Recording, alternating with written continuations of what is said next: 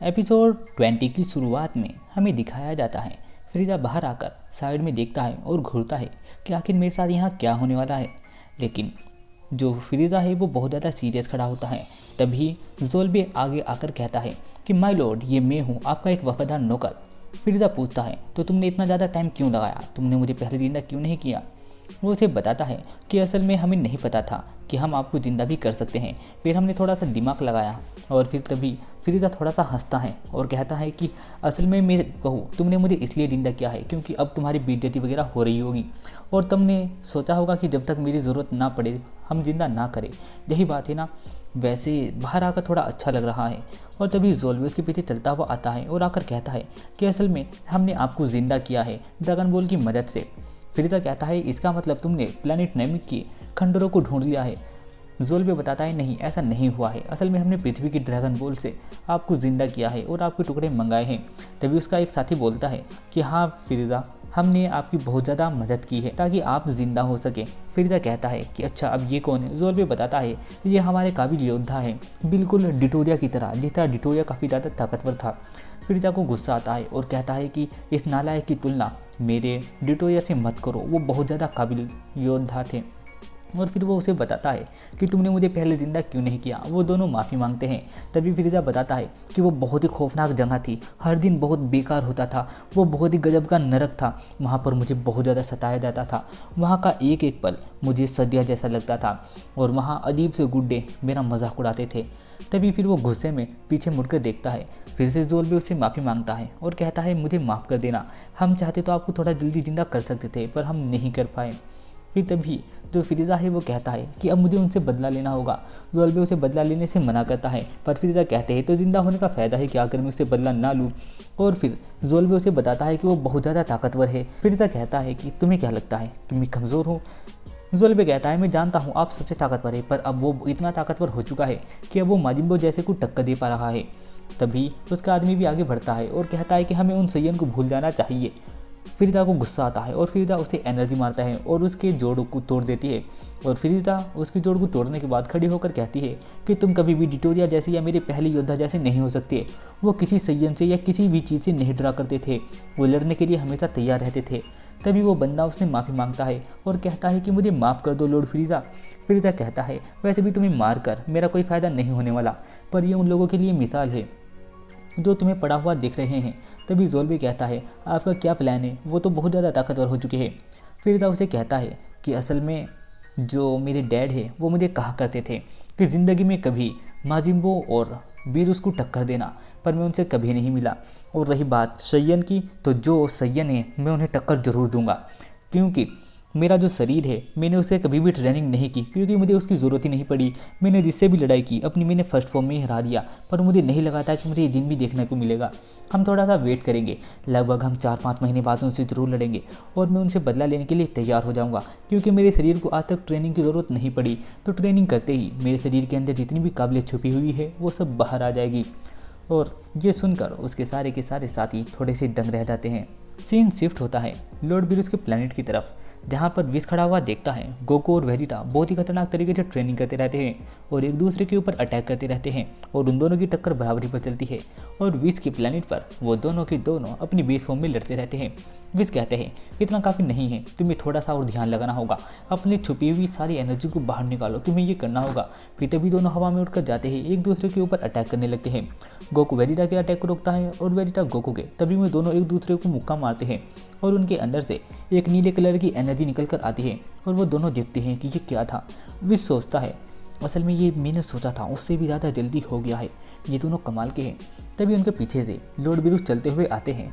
Wish उनका स्वागत करता है। लॉर्ड वीरुस कहते हैं कि अरे तुम दोनों यहाँ क्या कर रहे हो, तुम बताओगे या ये बताएगा। तभी एक तितली आती है और उसके नाक के पास से जाती है। लॉर्ड वीरुस को छींक आती है। लॉर्ड वीरुस जैसे ही छींकते हैं तो उनकी छींक से एक प्लैनेट उड़ जाता है। गोकू कहता है लॉर्ड वीरुस की एक छींक से एक प्लैनेट तक के उड़ सकता है। वेजिटा कहता है इनके आसपास रहने से हमें थोड़ा संभल कर रहना होगा। तभी गोकू से बताता है असल में लॉर्ड वीरुस हम यहाँ से आपके प्लैनेट पर ट्रेनिंग करने के लिए आए हैं ताकि हम ताकतवर हो सकें। और फिर लॉर्ड वीरुस पूछते हैं पर तुम यहाँ आए कैसे। जो गोकू है वो उसे बता देता है कि बेशक हम विश के साथ यहाँ पर आए हैं। लॉर्ड वीरुस पूछते हैं तो विश इसका मतलब तुम वहाँ गए थे, तुम प्लैनेट अर्थ पर गए थे। और तुम वहाँ क्यों गए थे। और जैसे ही वो इससे पूछता है, लॉर्ड वीरू थोड़े से घबरा जाते हैं और कहते हैं कि अरे मैं कुछ नहीं सर। वो लॉर्ड वीरू कहते हैं, इसका मतलब तुम प्लेनेट अर्थ पर गए थे ताकि वहाँ का खाना चख सको हैं, और तुम दोनों ने उसे ज़रूर खाने का लालच दिया होगा। जो वेजिटा है वो कहता है, हाँ बिल्कुल, मैंने उसे खाने का लालच दिया था, तभी मुझे यहाँ आने का मौका मिला है। लॉर्ड वीरूस कहते हैं कि इसका मतलब तुम अकेले अकेले वहाँ का खाना चखने के लिए चले गए थे। तभी विश उन्हें इग्नोर करने की कोशिश करता है। लॉर्ड वीरूस कहते हैं, और तुम मेरे लिए वहाँ से खाना क्यों नहीं लाए। फिर बताता है कि इस बार जब मैं वहाँ से लौट रहा था तो लौटते हुए जो मेरा सारा खाना था वो डायमेंशन में गिर गया, और फिर वो कहीं वही जीरो ग्रेविटी पर कहीं ना कहीं घूम रहा होगा। और ये बात सुनकर जो लॉर्ड वीरूस है वो उदास हो जाते हैं, और विश इस बात को कहकर बहुत ज़्यादा खुश होता है। गोकू भी उसकी तरफदारी करता है और कहता है, हाँ हाँ मैंने भी देखा था, वो खाना सच में गिर गया था, वो बहुत बेकार खाना था। सीन शिफ्ट होता है एक स्पेसशिप की तरफ। आसमान में से एक स्पेसशिप आती है। गोटेन और ट्रंक्स देखते हैं, उसमें से एक नीले कलर का बंदा निकल कर आता है जिसका नाम जैको है। वो आकर पूछता है कि क्या बुल्मा का घर यही है। ट्रंक्स कहता है, तुम्हें मेरी मॉम से क्या काम है। जैको कहता है, अरे इसका मतलब बुल्मा तो भाभी है, अब मुझे इस भाभी से मिलना ही होगा। फिर तभी वो कहता है कि मुझे उससे काम है, मुझे उससे मिलना है, उसे बुलाओ। वो उसका तारुफ पूछते हैं। वो कहता है कि असल में मैं हूँ एक महान योद्धा। और फिर वो कहते हैं कि मैं अपनी मोम को ऐसे बंदे से नहीं मिला सकता जो अजीब से कपड़े पहनता हो, जो इतने ज़्यादा फिट हो। जैको बताता है कि असल में ये मेरी स्किन है, ये कोई कपड़े वगैरह नहीं है।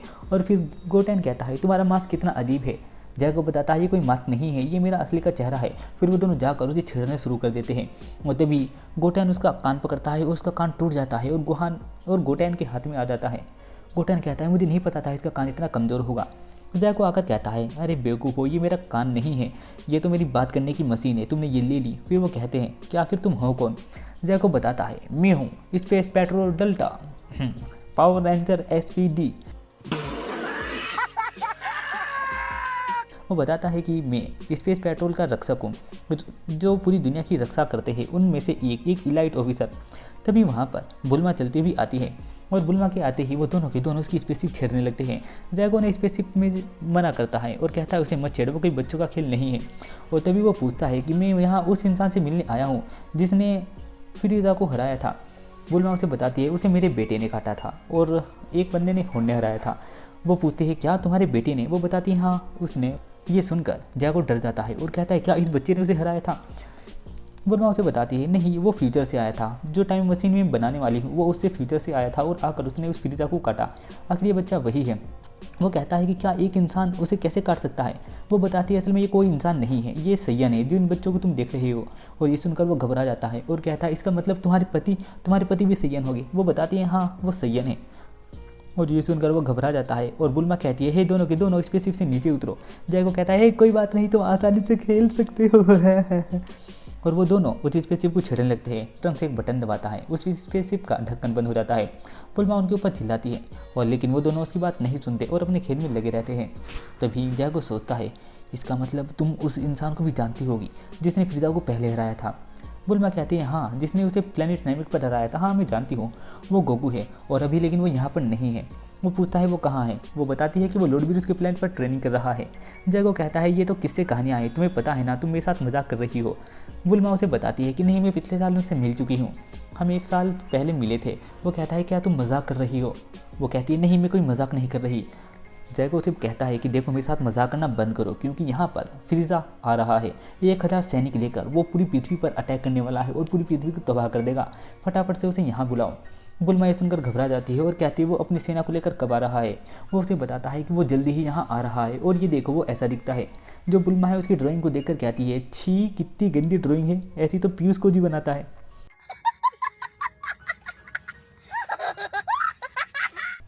फिर तभी जैको कहता है कि ड्राइंग कैसी भी हो पर वो बहुत खतरनाक है। बुल्मा कहती है, हाँ मुझे पता है वो बहुत खतरनाक है, वो कुछ भी तबाह कर देता है। तभी वो देखता है पीछे मुड़कर जो गोटेन और ट्रंक्स है, उन्होंने उसकी सीप पानी के अंदर डाल दी है और उसकी तरफ हंस रहे हैं। वो सोचता है कि अरे यार मैं तो यहाँ से निकलने की सोच रहा था, क्योंकि वो 1 घंटे के अंदर यहाँ पर आने वाला है। 1 घंटे के अंदर आकर वो यहाँ सबको तबाह कर देगा।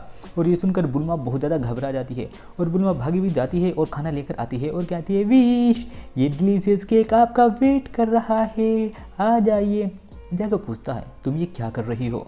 बुल्मा उसे बताती है, असल में मैं विश से कॉन्टैक्ट कर रही हूँ, और रुको कितना टाइम लगेगा उनके आने में। वो बताता है कि 1 घंटा। और ये सुनकर बुल्मा कहती है, तुम इसे पकड़ो, और बहुत स्पीड से भागी हुई कमरे की तरफ जाती है। हमें क्रिलिन का सीन दिखाया जाता है जो अपनी ड्यूटी कर आता है, अपनी पत्नी और बेटी का फोटो देखता है। वैसे आपको नॉलेज के लिए एक बात बता दूं, जो एंड्रॉइड 18 है वो पहले इंसान थी, इस वजह से उसे बेटी हो गई है।